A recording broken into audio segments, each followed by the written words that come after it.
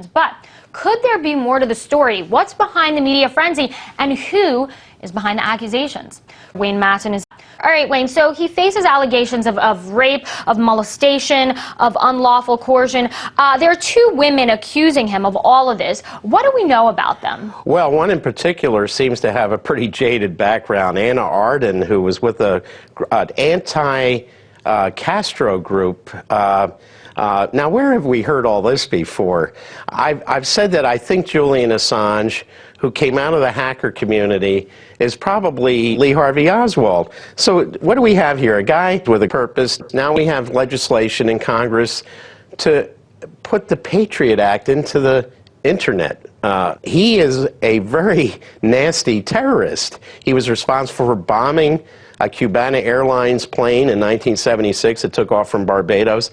Now, if Assange claims he has all this knowledge about what's going on and he didn't know who he was associating with in Sweden, well, I think this goes to show that he just wasn't very careful.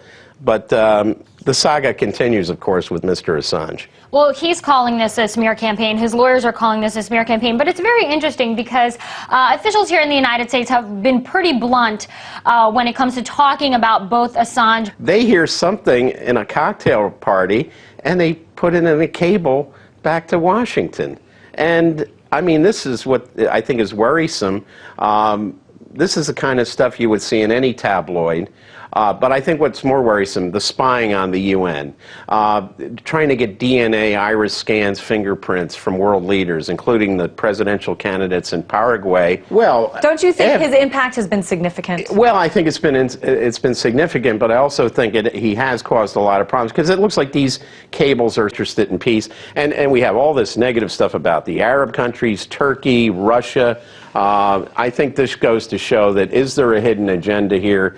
And I guess Assange just today has done some good here, and he knew about this in advance. Then he actually would be very deserving of the Time magazine. Nobel Peace Prize, absolutely, in economics. I think he has docs to show that the UFOs are going to land and take all the bankers off to another planet.